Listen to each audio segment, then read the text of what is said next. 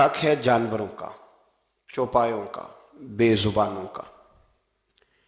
میرے رسول کریم علیہ الصلاۃ والسلام نے یہ نہیں فرمایا کہ میں انسانوں یا مومنوں کا رسول بن کے آیا ہوں، فرمایا ارسلت الی الخلق، میں نا اللہ کی ساری مخلوق کا رسول ہوں، میں اللہ کی ساری مخلوق کا رسول ہوں۔ جانور آ کے نا حضور کی بارگاہ میں اپنے دکھ بیان کرتے تھے، اپنی تکلیفیں عرض کرتے تھے۔ نبی کریم علیہ الصلاۃ والسلام بائی دا وے ایک قضائے حاجت کے لیے ایک باغ میں تشریف لے گئے۔ حضور باغ کے اندر داخل ہوئے ہی تھے کہ ایک اونٹ بندھا ہوا تھا، تو حضرت ابو درداء رضی اللہ تعالیٰ عنہ کہتے ہیں وہ اونٹ نے حضور کی طرف دیکھا تو اس نے رونا شروع کر دیا۔ اصل میں دکھ پوچھنے والا کو ملے تو پھر ہی رونے کا مزہ آتا ہے، ہر جگہ تو دکھ سنایا بھی نہیں جا سکتا۔ کوئی ایسا ملے نا جو دکھ پوچھنے والا ہو، تسلی تشفی دینے والا ہو، جس کے کندھے پہ سر رکھ کے بندہ دیر تک روئے۔ اونٹ رونے لگا تو حضرت ابو درداء رضی اللہ تعالیٰ عنہ فرماتے ہیں نبی کریم علیہ السلام اس کی طرف بڑھے، حضور نے اس کی پشت پر ہاتھ رکھا تو وہ اور زیادہ رونے لگا۔ پھر میرے محبوب نے اپنے کان مبارک اس کے منہ کے قریب کیے تو اس نے کوئی بات کی، محبوب نے فرمایا بلاؤ نا اس کے مالک کو کہاں ہے۔ وہ جب آیا تو حضور صلی اللہ علیہ وسلم نے فرمایا کہ تم اسے اس کی ضرورت سے زیادہ اس پر وزن رکھتے ہو، اسے اذیت دیتے ہو، تکلیف پہنچاتے ہو۔ اور پھر حضور علیہ السلام نے فرمایا اسے کھانا اور پانی وقت پر نہیں دیتے، اس کی دھوپ چھاؤں کا خیال نہیں رکھتے۔ اور آخری لفظ حدیث کے محبوب فرمانے لگے تم اس کے بارے میں اپنے رب سے نہیں ڈرتے، اس کے حقوق کے تحفظ کے لحاظ سے تم اللہ کا خوف نہیں رکھتے، وہ تم سے پوچھے گا اس کے بارے میں۔ یہ حدیث حضرت ابو درداء رضی اللہ تعالیٰ عنہ نے سنی ہوئی تھی نا، تو جب آپ کا اپنا وقت وصال آیا نا تو حضرت ابو درداء نے بھی اونٹ رکھا ہوا تھا۔ جناب ابو درداء رضی اللہ تعالیٰ عنہ نے گھر والوں سے بھی معافیاں مانگی، رشتہ داروں سے بھی، دوستوں سے بھی، تو پھر اونٹ کے سامنے بھی جا کے کھڑے ہو گئے۔ کہنے لگے اونٹ دیکھنا اللہ کی بارگاہ میں میری شکایت نہ کر دینا، اس کے حضور کہہ نہ دینا کہ یا اللہ اس نے میرے حق نہیں ادا کیے۔ فرمایا میں نے کوشش کی ہے تیرے حقوق ادا کرنے کی، اور اگر کہیں کمزوری رہ گئی تو مجھ سے درگزر کرنا۔ یعنی یہ انداز تھا ان لوگوں کو۔ یہاں باتیں چونکہ باتوں میں رہ گئی ہیں اور اچھی اچھی باتیں اقوال زری میں اچھی لگتی ہیں، روزمرہ کے معاملات میں نہیں ہم شامل کرتے۔ اچھی باتیں نا اقوال زری کے طور پر بات میٹھی کرنے کے لیے لوگ بیان کرتے ہیں، کہتے ہیں آج ایک بات سنی ہے، کیا ہی بات ہے، وہ کیا تھی جی؟ وہ جی میں نے امام غزالی کا قول پڑھا ہے، امام رازی کا قول پڑھا ہے، امام شافعی کا قول پڑھا ہے، تو میاں وہ پڑھ لیا تو اس پہ عمل کرو۔ میں بڑے دنوں سے اس بات پر دوستوں کی توجہ کرا رہا ہوں کہ کیلو کال کب تک رہے گا، گفتگو کا گورکھ دھندا کب تک چلے گا؟ جن باتوں کا ہمیں پتہ چل چکا ہے اس پر عمل کی بھی تو کوشش ہونی چاہیے نا۔ تو میرے عزیزو، جانوروں کے حقوق میرے نبی کریم علیہ الصلاۃ والسلام نے بیان فرمائے۔ سب سے پہلی بات حضور نے یہ بیان کیا کہ جانور کو گالی نہ دو۔ ایک شخص نے ایک مرغ کو گالی دی تھی تو نبی پاک علیہ السلام نے فرمایا اسے گالی نہ دے، یہ تو تجھے آذان کے لیے بیدار کرتا ہے۔ اور کو پتہ ہے نا کچھ نوابزادوں اور شہزادوں کی نیند خراب کرتا ہے مرغا بھی۔ اب تو خیر مرغوں نے اذانیں پڑھنی چھوڑ دی ہیں۔ یہ تکلیف کی بات ہے، خوشی کی بات نہیں، یہ درد کی بات، یہ اذیت کی بات ہے۔ یعنی وہ وطن بھی کو وطن ہے جس میں اذان کی آواز ہی نہ آئے، وہ دیس بھی کو دیس ہے۔ ہم جا کے اب بسنے لگے ہیں ٹاؤنوں کے اندر، سوسائٹیوں کے اندر جہاں اذان کی آواز ہی نہیں آتی، وہ بھی کچھ جگہ ہے جہاں اذان کی آواز ہی نہ آئے۔ میں گزشتہ سال جب کراچی گیا تھا تو ایسی جگہ پہ تھا جہاں اذان کی آواز نہیں آتی تھی، تو میں نے گزارش کی تھی ان سنگیوں سے کہ یار ایک سے بڑے دھیمے لہجے میں، فرمائش تو نہیں کرنی چاہیے، تو میں نے کہا تو یار کوشش کرو وہاں ٹھہرایا کرو جہاں مؤذن کی اذان تو سنے نا، یعنی انسان کی روح بیدار رہتی ہے کہ اذان کی آواز آ رہی۔ اب تو بہت سارے لوگ مسجد کے قریب گاڑی نہیں لیتے، یہ کتنے دکھ کی بات ہے کہ جی تنگ ہوتی ہے، جی اذان کی آواز جو ہے وہ ہمیں تنگ کرتی، لوگ گھر نہیں قریب خریدتے۔ نبی پاک علیہ الصلاۃ والسلام نے کہا مرغ کو برا نہ کہو، یہ تو تمہیں آذان کے لیے بیدار کرتا ہے، اللہ کا نام سناتا ہے، اس کو گالی نہ دو۔ جانور کو گالی دینے سے حضور نے منع کیا۔ یہ ہمارے دیہاتی لوگوں کی کچھ کا مزاج ہوتا ہے، گدھا گاڑی میں بیٹھے ہیں تو گدھے کو گالیاں دے رہے ہیں، گھوڑے پہ بیٹھے ہیں تو گھوڑے کو گالیاں دے رہے ہیں. حضور نے منع کر دیا, فرمایا جانور کو گالی, او میرے بھائی جو مصطفیٰ کریم جانور کو گالی نہیں دینے دیتے وہ بھائی کو گالی دینے دیں گے؟ جو گدھے کو, گھوڑے کو اور مرغ کو گالی دینے سے منع کر رہے ہیں وہ بیوی کو گالی نکالنے کی اجازت دیں گے؟ وہ دائیں بائیں کسی کو, کچھ لوگوں نے رٹ لیاں گالیاں زبان پہ چڑھی ہوئی ہیں اور اس کو فخر کا سامان سمجھتے ہیں. اللہ سے ڈریں, یہ بھی کوئی فخر ہے؟ یہ بھی کوئی فخر ہے؟ ایک صاحب کہنے لگے جی وہ ہمارے مرشد جو بڑے کامل ہیں جی, مجھے آ کے بتانے لگے گالیاں دیتے ہیں جی, ان کی گالیوں میں بھی فیض ہے. تو میں نے کہا اس طرح کر 15-20 گالیاں میرے سامنے اسے نکال, اسے کہا تھوڑا سا فیض تجھے واپس بھیجنا ہے, نکال. تو نکالتا ہے بلا. کہنے لگا جی یہ تو نہیں ہو سکتا. تو میں نے کہا جب تیرے لیے اس کو گالی دینا بے ادبی ہے تو اس کا گالی دینا بے ادبی نہیں, یہ کون سا فیض ہے؟ اسلام بدتمیزوں کا مذہب ہے معاذ اللہ تعالیٰ. کس طرح کا رویہ اختیار کیا ہوا ہے؟ تو یہ کوئی اصول نہیں کہ آپ کے لب و لہجے سے جو ہے وہ کوئی اس طرح کی باتیں چھلکیں. اور بہت سارے یار آپس میں بیٹھے ہوتے ہیں تو مذاق میں گالیاں دے رہے ہیں. یہ توہین ہے ایک دوسرے کی, یہ ذلت ہے, یہ دوستانہ نہیں ہے. تو سب سے پہلی بات میرے نبی پاک علیہ السلام نے جانور کو گالی دینے سے منع کیا. دوسرا ہم دیکھتے ہیں کئی دفعہ ہمارے ہاں جو غریب لوگ ہوتے ہیں نا, وہ گدھا ریڑھی پہ کئی دفعہ سبزی بیچتے ہیں. یہ ہمارے آج کل کنوں بہت زیادہ ہیں مارکیٹ میں, تو میں دیکھتا ہوں کہ سڑک کے اوپر گدھے کو بھی کھڑا کیا ہوا ہے. کیونکہ اس لیے کہ اب وہ اسی کے اوپر سارا دن رکھیں گے اس کو, اور شام تک جب تک بکے گا نہیں اس بیچارے کی خلاصی نہیں ہوگی. نبی پاک صلی اللہ علیہ وسلم نے فرمایا کہ جانور کو سواری بناؤ, کرسی نہ بناؤ. 2 صحابہ بیٹھے تھے گھوڑے کے اوپر, ایک ادھر بیٹھا تھا ایک ادھر بیٹھا تھا, دونوں آپس میں باتیں کر رہے تھے. جس طرح ہمارے زمانے میں جو نئی کار خریدتا ہے نا, تو اس کا بھی کوئی واقف مل جائے تو وہ روڈ کے اوپر کھڑے ہو کے بات کرتا ہے, چونکہ روڈ تو اس نے الاٹ کرایا نا اپنے نام. تو میرے جیسا آدمی کئی دفعہ پیچھے ہو بھی نا, تو ایک دن بچہ مجھے کہنے لگا کہ زور سے ذرا ہارن دی. تو میں نے کہا یار اس کے پاس نئی دولت آئی ہے تو مطلب اس کو ہارن نہ دے, یہ پتہ نہیں کہاں سے بولے گا, تو اس کا تو کچھ نہیں بگڑے گا, تو ہمارے لیے مسئلہ بنے گا. کوئی عرض نہیں, اب یہ کھڑا ہے تو کھڑا. یہ اس کو لوگ چودراہٹ سمجھتے ہیں, یہ چودراہٹ نہیں ہوتی. اس سے یہ آپ کے کمزور ہونے کی علامت ہے. اس طرح چھوٹا آدمی اس طرح کے کام کرتا ہے. بڑے لوگ اس طرح کے کام, بڑے لوگ تو کسی کو تکلیف ہی نہیں دیتے چونکہ وہ بڑے ہوتے ہیں. وہ کسی شخص کو کبھی اذیت میں مبتلا نہیں کرتے چونکہ بڑے ہوتے ہیں. یہ تو چھوٹا آدمی ہے جو کسی کا رستہ روک کے کھڑا ہے اور چودھری بن رہا ہے. تو نبی پاک علیہ السلام نے دیکھا 2 غلاموں کو, ایک کے گھوڑے کا منہ ادھر ہے دوسرے کا ادھر ہے, تو آپس میں گفت و شنید کر رہے ہیں. میرے رسول کریم علیہ السلام نے وہیں تنبیہ فرمائی, حکم دیا, فرمایا سواریوں کو سواریاں بنایا کرو, کرسیاں نہ بنایا کرو. جب تک چلنا ہو اس پر بیٹھو, اور جب بات کرنی ہو تو گھوڑے سے نیچے اترو, پھر بات کرو تو پھر دوبارہ گھوڑے پہ بیٹھو.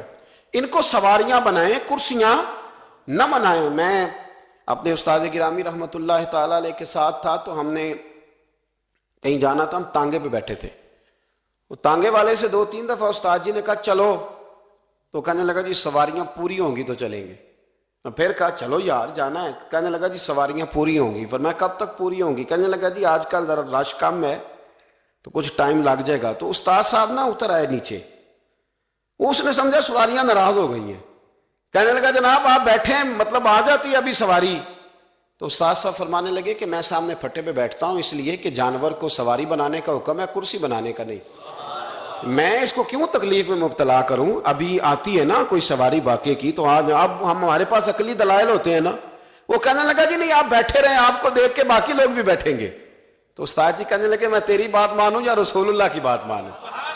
میں تو نبی پاک صلی اللہ علیہ وسلم کی بات مانوں گا نا. حضور نے فرمایا ہے کہ سواریوں کو سواری بنانا ہے, کرسیاں ممبر نہیں بنانا, ان کو ان پر چڑھے بیٹھے نہیں رہنا, تم نے اتر جانا ہے جب کام لینا ہے. تو جانور کا یہ حق ہے کہ اس سے اتنا ہی کام لیا جائے جتنا وہ اس کا بوجھ برداشت کر سکے. میں کچھ باتیں میں پڑھتا ہوں تو مطلب میں سمجھتا ہوں کہ یار ہم کہاں بیٹھے ہوئے ہیں, اور دین کن لوگوں کے پاس تھا. حضرت عبداللہ بن مبارک نے نا کرائے پہ گھوڑا لیا تھا. اب یہ بھی بات ہے, یہ بھی کرنی پڑے گی چونکہ میرے معاشرے کا مسئلہ ہے. تو رینٹ پہ جو گاڑی لیتے ہیں نا, کئی دفعہ مجھے نہیں پتا ہوتا تھا کہ یہ کیا ہوتا ہے, تو میں تجربات حاصل کرتا رہتا ہوں, زندگی میں انسان سیکھتا ہے. تو میرے پاس ایک آدمی بڑی غلط گاڑی لے کے گزرا, تو میں نے ڈرائیور سے کہا کہ یہ کہیں لگ جائے گا. کہنے لگا اس کی اپنی نہیں, اس نے کرائے پہ لی ہوئی ہے. اس کی اپنی ہوتی تو اس طرح سے ڈرائیو، یہ اس نے کرائے پہ لیا، تو میں نے کہا کہ مجھے اس کا فلسفہ سمجھاؤ یہ کیا ہے. کہنے لگے یہ ہینڈ اوور کار لیتے ہیں کرائے پہ، تو یہ لی ہی اس لیے جاتی ہے کہ یہ توڑ کے واپس کریں گے، تو رکھنے والوں نے بھی وہ رکھی ہوتی ہے کہ جو بالکل نکارہ اور ناکام ہوتی. یہ معیار ہے. حضرت عبداللہ بن مبارک رحمت اللہ، اس زمانے میں لوگ یہ کام کرتے تھے، کرائے پہ سواری لیتے تھے. حضرت عبداللہ بن مبارک رحمت اللہ تعالیٰ نے ایک شخص سے کرائے پہ گھوڑا لیا کہ مجھے فلاں سفر پہ جانا ہے تو گھوڑا کرائے پہ دے دو. اس نے کہا جی کس کس نے جانا ہے؟ تو آپ فرمانے لگے میرا وجود دیکھ لے، میں نہیں جانا ہے. کرایہ طے ہو گیا، آپ نے گھوڑا اس سے لے لیا. جب آپ جانے لگے تو ایک آدمی رستے میں ملا، کہنے لگا حضور کوفے جا رہے ہیں؟ فرمایا ہاں. کہنے لگا یہ میرا خط بھی لے جائیے گا، یہ میرا خط ہے. کتنا وزن ہوتا ہے خط کا؟ یہ میرا خط ہے، فلاں آدمی کو دیجیے گا. تو آپ فرمانے لگے تو میرے ساتھ واپس چل گھوڑے کے مالک کے پاس، اگر وہ اجازت دے گا یہ سفر گھوڑے پہ زیادہ رکھنے کا تو میں رکھوں گا، اور اگر وہ اجازت نہیں دے گا تو میں نہیں رکھوں گا. تو وہ آدمی کہنے لگا حضور اتنی چھوٹی چھوٹی باتوں کا کیوں خیال رکھتے ہیں؟ تو عبداللہ بن مبارک فرمانے لگے اس لیے کہ میں رحمت للعالمین نبی کا ماننے والا ہوں. میرے رسول پاک علیہ السلام رحمت للعالمین ہے، تو میں اتنا بھی ظلم جانور پر کر سکتا؟ میں پہلے اجازت لوں گا اس کے مالک سے، اس کے بعد پھر میں آگے جاؤں گا. تیسری بات، نبی پاک علیہ السلام نے کہا کہ جب تم جانور کا دودھ دھویا کرو نا تو سارا نہ دھویا کرو، اس کے بچے کے لیے بھی چھوڑو. اور حضور نے فرمایا کہ اگر کسی جانور کو تکلیف ہو تو تھنوں سے سارا دودھ نہ نکالو، بلکہ کچھ اس کے تھنوں میں چھوڑ. اگر کسی جانور کو تکلیف ہو، کچھ جانور ایسے ہوتے ہیں جن کو تکلیف ہوتی ہے، سارا دودھ بالکل نچوڑ کے نکال لیا جائے تو انہیں تکلیف ہوتی. فرمایا اگر تکلیف ہو تو پھر سارا دودھ نہ نکالو، کچھ چھوڑ بھی دو، اس کے بچے کے لیے بھی کچھ چھوڑو. فرمایا جب اسے ذبح کرنے لگو تو چھری تیز لاؤ، تیز. ایک شخص ناکام سی چھری کے ساتھ جانور کو ذبح کرنے لگے تو نبی پاک علیہ السلام فرمانے لگے تو اسے 2 موتیں دینا چاہتا ہے، 2 دفعہ مارنا چاہتا ہے اس بیچارے کو.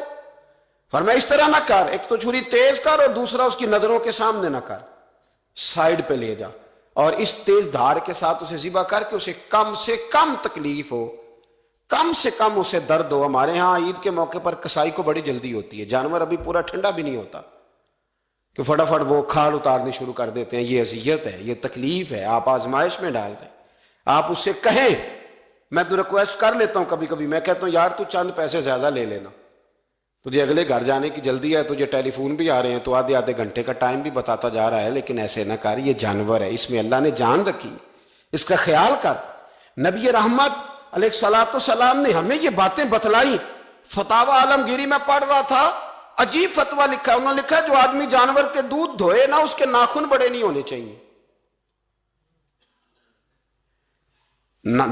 جانور کے جو تھن ہوتے ہیں وہ نازک ہوتے ہیں، تو جس کے ناخن بڑے ہوں گے. اور صاحب فتاوی عالمگیری نے لکھا ہے کہ ہفتے کے بعد ناخن کاٹنا سنت ہے، لیکن جس نے جانوروں کا دودھ دھونا ہونا وہ ہفتے کا انتظار نہ کرے، وہ جلد ناخن کاٹ لے تاکہ جب دودھ دھوئے گا تو جانور کو تکلیف نہ ہو، وہ جلدی کاٹ لے اور اس ترتیب سے صحیح کر کے ناخن کاٹے کہ وہ کٹے ہوئے ناخن بھی کہیں جانور کو تکلیف نہ دے. آپ خود اندازہ کر لیں کہ آپ کا اپنا اگر ناخن صحیح کٹا نہ ہو تو آپ کے سخت گوشت کو بھی تکلیف دیتا ہے، تو جانور کا تھن تو نرم ہوتا ہے. میرے رسول کریم، پڑھیے درود پاک، سارے پڑھیے صلی اللہ.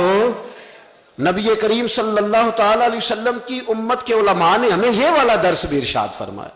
محدثین نے یہ مسئلہ بھی ہمیں بتایا کہ کوئی ایسا کام نہیں کرنا جس سے اس کو اذیت پہنچے. اگلی بات سنیں، بخاری مسلم میں حضور علیہ السلام نے فرمایا جو جانور جس مقصد کے لیے پیدا کیا گیا اسے وہی کام لینا ہے،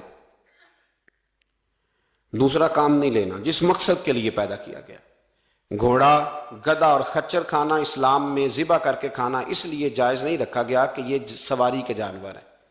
تو جو سواری کے جانور ہوں گے انہیں ذبح کر کے کھایا نہیں جائے گا، ان سے سواری کا کام لیا جائے گا.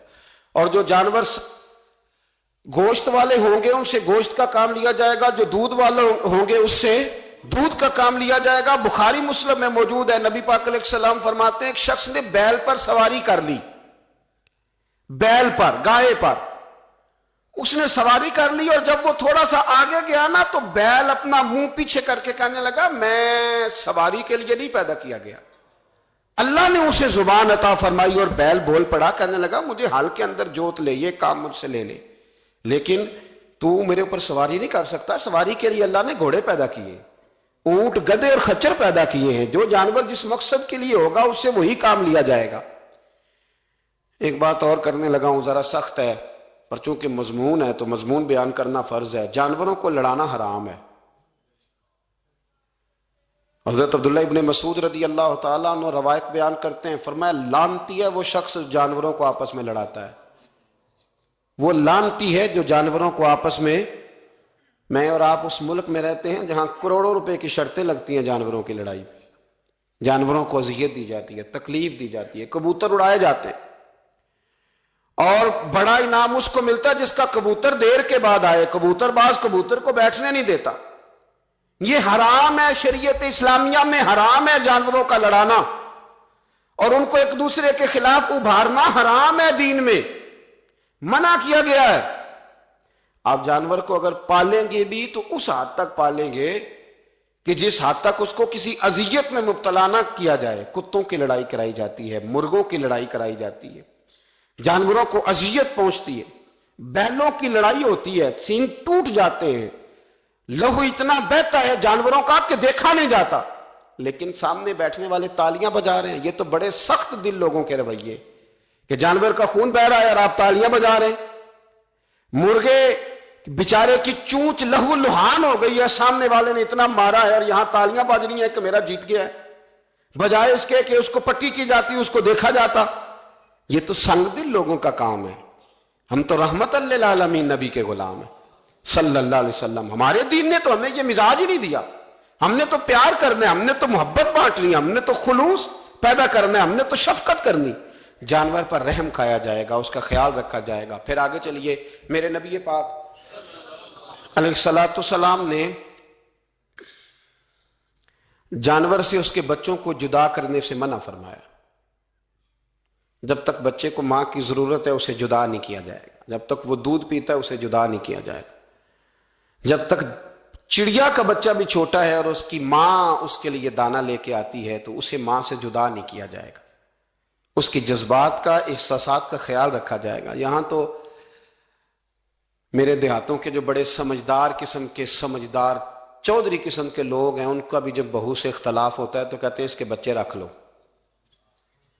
یہ جب خود روئے گی تو لوٹ کے آ جائے گی۔ جس محبوب نے جانور سے اس کے بچے جدا کرنے سے منع کیا، ماں سے بچے جدا کر رہا ہے۔ اور سیانے لوگ، اور کچھ میکے بھی ایسے ہیں، میکے بھی، وہ کہتے ہیں بیٹے تو آ جا اور بچے واپس کر دے، اس لیے کہ بھئی ہمارا نہیں ان سے نظام چلے گا، بچے ان کے ہیں تو ان کو دے۔ یا کتنا ظلم ہے۔ سیانا انسان ہو کے یہ بات کر رہا ہے، سمجھدار ہو کے، عقل مند ہو کے، ذی شعور ہو کے، دعویٰ ہے اس کی بزرگی کا۔ نبی رحمت علیہ السلام کی غلام حضرت ابو ہریرہ رضی اللہ تعالیٰ عنہ فرماتے ہیں، مشکات میں موجود ہے، فرمایا کہ چڑیا آئی اور آ کے میرے نبی کے کندھوں پہ بیٹھ گئی۔ جانے اس چڑیا نے کیا کہا کہ محبوب کی آنکھوں میں آنسو آ گئے، حضور روئے اور فٹافٹ حضور اٹھے، فرمایا کون اس کے بچے اٹھا کے لایا ہے؟ کس نے اس کے بچے اٹھائے؟ کون ہے؟ جلدی بتاؤ۔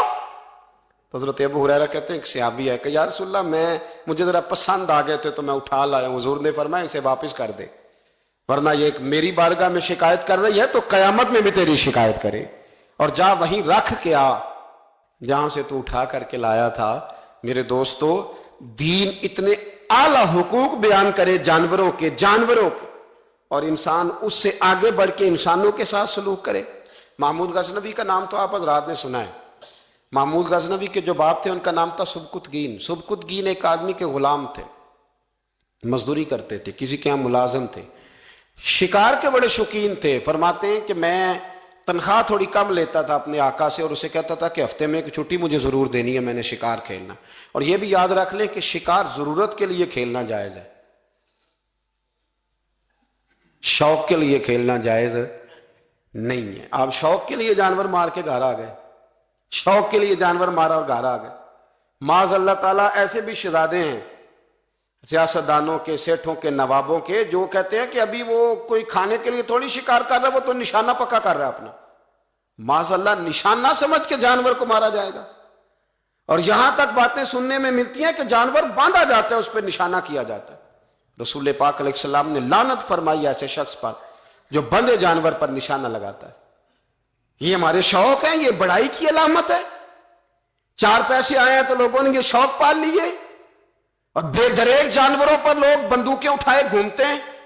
सुनो, सुबकुतगीन कहते हैं मैं शिकार का शौकीन था, लेकिन जरूरत के लिए शिकार करता था। हफ्ते में शिकार मार के लाता था, फिर पूरा हफ्ता हमारे घर वाले उसी को खाया करते थे।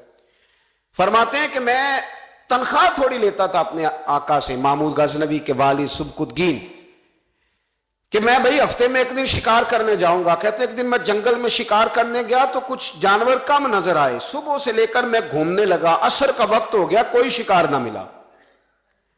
अब मेरे दिल के अंदर यह डर था कि अगर मगरिब मुझे यहीं हो गई तो मुझे कोई दरिंदा, कोई जानवर परेशान करेगा। इसी परेशानी के आलम में मैं दाएं बाएं देख रहा था कि हरनी का एक बच्चा मुझे नजर आया। मैंने झट से वो हरनी का बच्चा ही उठा लिया कि आज यही शिकार करूंगा। कहते हैं मैंने उसे घोड़े के आगे रखा, अपने आगे गर्दन की जानिब, और मैंने घोड़े की लगामें इस तेजी से घुमाई कि सरपट घोड़ा दौड़ाया ताकि मगरिब से कबल मैं शहर में पहुंच जाऊं, ये जंगल का इलाका गुजर जाए। कहते हैं मैं बड़ी गर्मी थी, बड़ी प्यास लगी, पर पानी ना पिया ना घोड़े को पिलाया। सरपट दौड़ाया इस डर से कि कहीं ऐसा ना हो कि मैं जंगल में मुझे शाम हो जाए। कहते हैं जब मैं शहर से बाहर पहुंच गया तो मगरिब का वक्त भी शुरू हो गया। कहते हैं अभी मैं पहुंचा ही था, मैंने वहां घोड़े को रोका, खुद भी पानी पिया, जानवर को भी पिलाया। कहते हैं जरा मैंने आंख उठा के देखा तो जिस हरनी का मैं बच्चा लाया था वो भी दौड़ती हुई मेरे पीछे आ गई। कहते हैं वो पीछे मेरे खड़ी है, पता नहीं कहां से बेचारी दौड़ी। मेरा तो घोड़ा था और मैंने तो सांस भी नहीं लिया। 1.5 घंटा 2 घंटे मैं भगाता लाया इस जल्दी में कि बाहर आना है। कहते हैं पलट के देखा तो उसकी सांस फूली हुई हरनी की और ललचाई नजरों से मुझे देख रही है। दिल के एक कोने से आवाज आई कि आज तो 2 शिकार हो गए। बच्चा तो पकड़ा ही, इसकी मां को भी काबू करता हूं ताकि डबल शिकार हाथ आएगा। कहते हैं फिर अंदर से मेरा दर्द बोला, अंदर से मेरा रहम बोला कि एक मां अपना बच्चा लेने आई है और इस तरह तो उसे तकलीफ नहीं दी जा सकती कि उसे ब्लैकमेल करके मां को भी रख लिया जाए। कहते हैं जब मैंने उस हरनी की तरफ देखा तो उसकी नजरों में सवाल था, उसकी नजरों के अंदर सवाल था, कुछ मांग रही थी। कहते मैंने उस बच्चे की पुश्त पर हाथ फेरा, फिर मैंने बच्चा छोड़ दिया। कहते उसने पहले बच्चे को बाजुओं में लिया, फिर अपनी जुबान से अपना बच्चा चाटने लगी। कहते हैं फिर वो जब जंगल की तरफ जाने लगी तो एक दफा उसने मेरी तरफ देखा, दूसरी दफा उसने आसमान की तरफ देखा। जिंदगी में मुझे इतना सुकून कभी नहीं आया था जितना आज आया। कहते मैं घर गया, इशा की नमाज पढ़ी, बावुजू मैं बिस्तर पे लेट गया। लोगों मेरे नसीब देखो, मुझे मदीने वाले महबूब का दीदार नसीब हुआ। रसूल करीम अलैहिस्सलाम मेरी ख्वाब में आए, मैं रोने लगा। घर महक उठा, फूल खिलने लगे, खुशबुएं बिखरने लगी। कहते हैं महबूब करीम तशरीफ लाए और क्या खूबसूरत जुमला है। महबूब फरमाने लगे ओ सुबकुतगीन, अगर तुझे बादशाह बना दिया जाए तो इंसानों के साथ भी इसी तरह रहम करेगा ना जिस तरह आज हरनी के साथ किया है। अगर तुझे बादशाह बनाया जाए तो रवैया यही रखेगा या बदल जाएगा। कहता मैं रो पड़ा, मैंने कहा यार सुल्ला, मैं तो गुलाम बनने के भी काबिल नहीं, तो बादशाह कैसे बनूंगा। फरमाया तेरी आज की अदा बड़ी पसंद आई है, अर्श के मालिक ने तुझे बादशाह बनाने का फैसला कर लिया। तेरी ये अदा बड़ी भाई है, बड़ी पसंद आई। फरमाते एक हरनी के बच्चे पे रहम खाया था, रब करीम ने मुझे बादशाही अता फरमा दी। हम ना सियासत से बादशाही लेना चाहते हैं, सियासतदानों के अपनी जेब से इश्तिहार छपवा के बादशाही लेना चाहते हैं, डेरा बना के बादशाही लेना। ना ना ना, बादशाही तो रहम करने से मिलती, बादशाही तो शफकत करने से मिलती, बादशाहियां तो अल्लाह की मखलूक से प्यार करने से मिलती।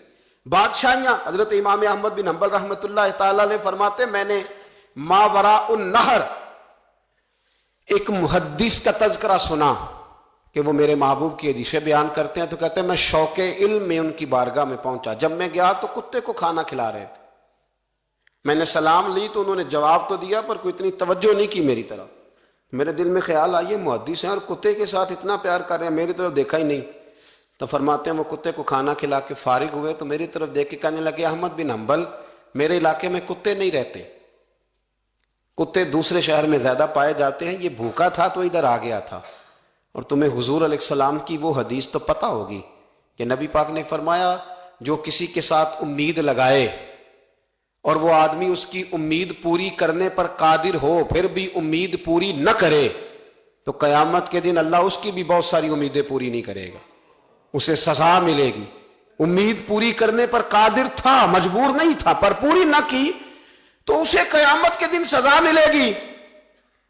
تو فرمایا یہ کتا امید لگا کے آیا تھا میرے گھر میں کھانے کی، تو اگر میں پوری نہ کرتا تو پھر حضور کی اس حدیث پر عمل کیسے ہوتا، اور پھر مجھے حدیثیں بیان کرنے کا مطلب کیا سمجھ میں آتا۔ امام احمد بن حنبل رحمۃ اللہ تعالیٰ علیہ فرماتے ہیں میں نے کہا استاد جی اجازت دے دیں۔ کہا کدھر آئے تھے؟ کہا حضور جس کام آیا تھا نا وہ میرا بڑا ہی اچھا ہو گیا ہے، وہ بڑا شاندار ہو گیا، جو حدیث بھی آپ نے بیان کر دی اور صرف بیان نہیں کی، آپ نے تو عمل کر کے بھی دکھا دیا ہے، آپ نے تو اس حدیث پر منوان عمل کر کے بھی دکھا دی۔ جانور کے ساتھ حسن سلوک کرنا، اس کے ساتھ پیار کرنا، جانوروں کا خیال رکھنا۔ کچھ جانور موذی ہوتے ہیں، شریعت نے انہیں مارنے کی اجازت دی ہے، اجازت دے دیا، جو جانور تکلیف دیتا ہے، اذیت دیتا ہے اسے مارا جا سکتا ہے، اس کو ہٹایا جا سکتا ہے، لیکن جانور کے حقوق کا لحاظ کرنا، اس پر رحم کھانا، اس پر توجہ دینا۔ میں برطانیہ کے ایک شہر کی طرف جا رہا تھا تو رستے میں نا ٹریفک بند ہو گئی، تو آپ کو پتا ہے میپ وغیرہ نکل آئے ہیں تو میپ سے پتہ چل جاتا ہے کہ کس روڈ پہ رش زیادہ ہے، کس پہ رش کم ہے۔ تو میں نے اپنے ڈرائیور سے یہ شکوہ کیا کہ میاں تم تو کہتے ہو یہ رستہ صاف ہے، یہ تو یہاں تو ٹریفک ہے۔ کہنے لگا حضرت صاحب پہلے نہیں تھی، ابھی ہوئی ہے تو پتہ کر لیتا ہوں۔ اس نے نیٹ پر کوئی چیز لگائی تو جواب یہ آیا کہ روڈ پہ نا آگے کتے کا ایکسیڈنٹ ہو گیا ہے اور ایمبولینس آ رہی ہے کتا اٹھانے کے لیے، تو جیسے ہی کتا اٹھا کے لے جائے گی نا روڈ کھول دیا جائے گا۔ مجھے نا شرم آئی، مجھے احساس نے مجھے پریشان کر دیا۔ وہ کہنے لگا حضرت میں نے کوئی ایسی بات تو نہیں کر دی، آپ تو پریشان ہو گئے۔ میں نے کہا یار پریشان اس لیے ہوا ہوں کہ کافروں کا ملک ہے، کتے کا ایکسیڈنٹ ہوا ہے تو ایمبولینس کتا اٹھانے آ گئی ہے، اور مسلمانوں کے ملک میں کتا اگر روڈ پہ ایکسیڈنٹ ہو جائے تو وہ گاڑی کے ٹائروں کے ساتھ مسئلہ تو جاتا ہے اور مرے ہوئے کو بھی سائیڈ پہ کوئی نہیں کرتا۔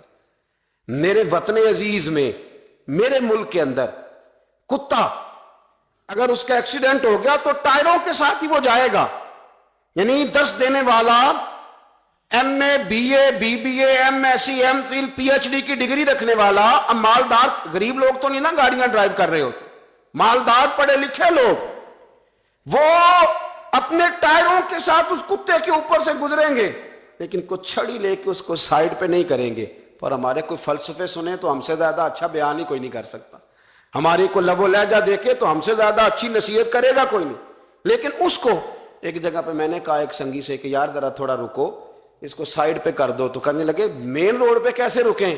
تو میں نے کہا ہیلمٹ گر جائے تو فٹافٹ رک جاتے ہو، تھیلا گر جائے نا کبھی سامان والا تو یوں کر کے گاڑیاں بلاک کر دیتے ہو، اگرچہ وہ 150 روپے کا ہی مال کیوں نہ ہو، اور کتے کی خاطر نہیں نیچے اتر سکتے، اس کو تھوڑا سا ہٹایا نہیں جا سکتا۔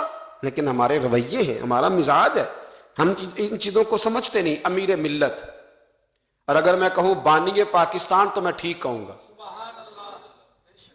بانی لارڈ تھا ایک اس وقت انگریزوں کا بڑا، پیر جماعت علی شاہ صاحب محدث علی پوری بھی پاکستان کی تحریک چلا رہے تھے اور قائد اعظم بھی چلا رہے تھے۔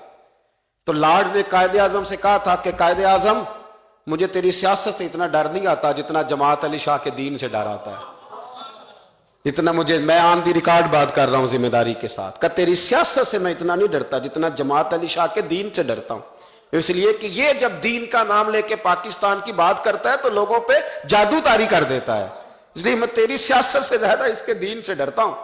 امیر ملت پیر جماعت علی شاہ صاحب، ان کو ابو العرب بھی کہا جاتا، ان زمانوں میں عرب میں غربت آئی تو یہاں سے ہندوستان سے چندے اکٹھے کر کر کے پیر جماعت علی شاہ صاحب لے جایا کرتے تھے۔ مدینہ شریف میں آج بھی جماعت منزل موجود ہے، پیر صاحب کی اپنی رہائش تھی۔ امیر ملت پیر جماعت علی شاہ صاحب نا مدینے میں گزر رہے تھے تو بڑے بڑے مرید ساتھ تھے۔ اس زمانے میں لوگ ہاتھوں میں چھڑی رکھا کرتے تھے، جانور اکثر ہوتے تھے تو چھڑیاں ہاتھوں میں ہوتی تھیں، تو پیر صاحب گزر رہے تھے، بوڑھے آدمی تھے، مرید ساتھ تھے، تو ایک کتا دوڑا دوڑا آ گیا۔ جب وہ پیر صاحب کے قریب سے گزرنے لگا تو ایک مرید نے نہ کتے کی ٹانگ پہ ڈنڈا مارا، پیچھے ہٹ جا، کپڑوں کو نہ لگ جانا۔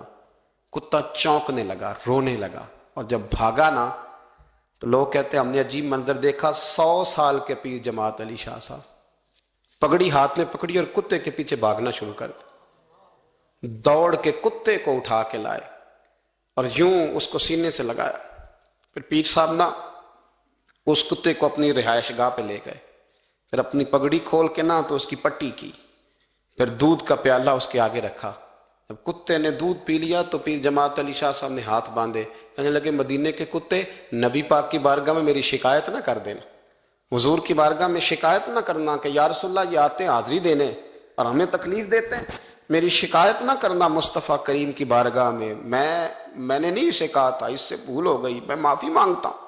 میرے عزیزو، وہاں درد تھا، وہاں سوز تھا، وہاں پیار تھا، وہاں محبت تھی، لیکن ہمارے رویے انسانوں کے حق میں تو کیا، جانوروں کے حق میں سخت سے سخت تر ہوتے جا رہے ہیں۔ ہم نے اپنے شوق سے جانور لڑانے شروع کر دیے، کبوتر اڑانے شروع کر دیے، تباہی پر تباہی کا ماحول ہم فراہم کرتے جا رہے ہیں۔ ان سے پیار کریں، ان کو آسانی دینے کی کوشش کریں، انہیں قید نہ کریں، انہیں رہا کریں، ان پر وہ والی نظر کریں جو میرے رسول رحمت علیہ الصلوۃ والسلام نے ہمیں سکھائی ہے، ان پر زیادہ بوجھ نہ ڈالیں۔ آپ تو اس خوبصورت دین کے ماننے والے ہیں جس دین کے رسول نے چھوٹی چھوٹی چیزوں کی بابت سمجھداری کا مظاہرہ کرنے کا حکم دیا۔ جانوروں نے تو میرے نبی پاک کی غلامی بڑی کی ہے، بتائے جانور حضور سے بڑا پیار کرتے تھے، بڑا پیار کرتے تھے۔ حضور کا ایک گدھا تھا جس کو دراز گوش کہا جاتا ہے، اس کے لمبے لمبے کان تھے تو دراز گوش شریف، حضور کسی کو بلانے بھیجتے تھے تو صحابی کے دروازے پہ جا کے سر مارا کرتا تھا، اور صحابہ کہتے جب منہ سے دیکھتے تو سمجھ آتا تھی نبی پاک نے بلایا ہے۔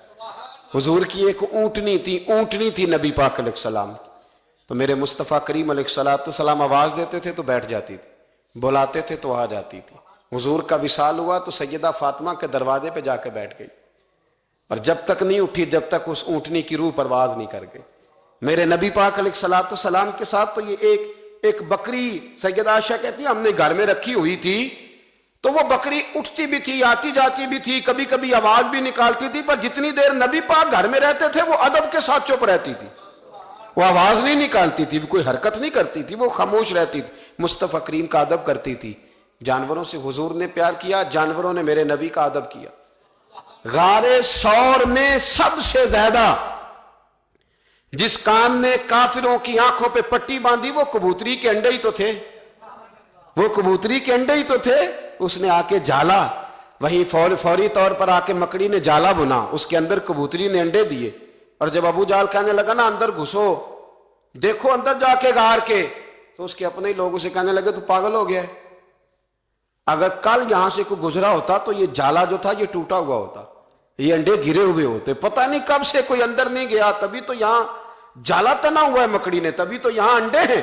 اور میرے بھائیوں، ان جانوروں نے امداد کی، انہوں نے مدد کی۔ حضرت خالد بن ولید رضی اللہ تعالیٰ عنہ ایک گھوڑے پر سوار تھے، گھوڑے پر جنگ ہو رہی تھی تو گھوڑا تھک گیا۔ اب خالد بن ولید تو اللہ کی تلوار تھے، وہ تو تھکتے ہی نہیں تھے، گھوڑا تھک گیا، اب دوسری سواری دور تھی، تو جناب خالد بن ولید گھوڑے کے کان میں کہنے لگے اگر تو نے آج میرا ساتھ نہ دیا تو میں قیامت کے دن اللہ کی بارگاہ میں تیری شکایت کروں گا کہ اللہ اس نے میرا جہاد میں ساتھ ہی نہیں دیا۔ جناب خالد بن ولید کے ساتھ والے کہتے ہیں کیا کان میں آپ نے کہا کہ گھوڑا اتنا بھاگتا تھا کہ پیچھے مڑتا ہی نہیں تھا، وہ سرپٹ دوڑتا تھا۔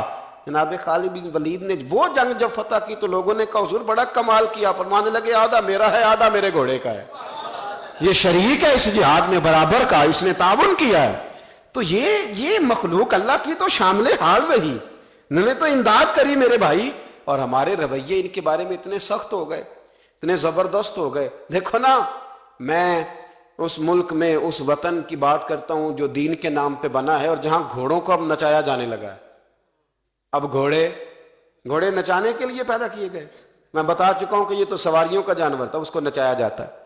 یہ چودھری ہونے کی علامت ہے، یہ مالدار ہونے کی علامت، یہ سیٹھ کے بچے کی شادی ہو تو گھوڑے نچائے جائیں گے، یہ ملانگ تلانگ جو میلے ٹھیلے کرتے ہیں جب بابے کا عرس لگے گا تو گھوڑا نچایا جائے گا۔ بھی جانور اس لیے یہ خرافات ہیں ساری، یہ دین کے مترادف ہیں، ان باتوں کو سمجھیں، ان پر عمل کریں۔ یہ سارا ہمارے دین کا نصاب ہے، کیونکہ یہ مضمون تھوڑے خشک ہوتے ہیں نا، اس لیے ہمارے ہاں بیان نہیں ہوتے، لیکن ان کی ضرورت بڑی سخت ہے، ان کی حاجت ہے، ان مسائل پر ضرور ہمیں توجہ کرنی چاہیے۔ پورے پورے باب ہیں کتب حدیث کے اندر. میں بھی وہی بات کر سکتا تھا جو پچھلے سال میں نے اس مہینے میں کی تھی. ہر مہینے کے عنوانات سمجھ میں آتے ہیں, وہ تیار پڑے ہوتے ہیں, وہ بیان کرنے مشکل نہیں ہوتے, لیکن کبھی کبھی دل سے یہ آواز اٹھتی ہے کہ جو باتیں نہیں ہیں پتہ, ان کا بھی تو پتہ ہونا چاہیے نا میرے بھائی. ہو سکتا ہے, ممکن ہے کسی آدمی کے دل میں کوئی بات بیٹھ جائے, اور ممکن ہے وہ کسی کو سمجھانے میں, آگے بتانے میں, فارورڈ کرنے, ویسے بھی اچھی باتیں بھی آپ فارورڈ کرنی شروع کریں.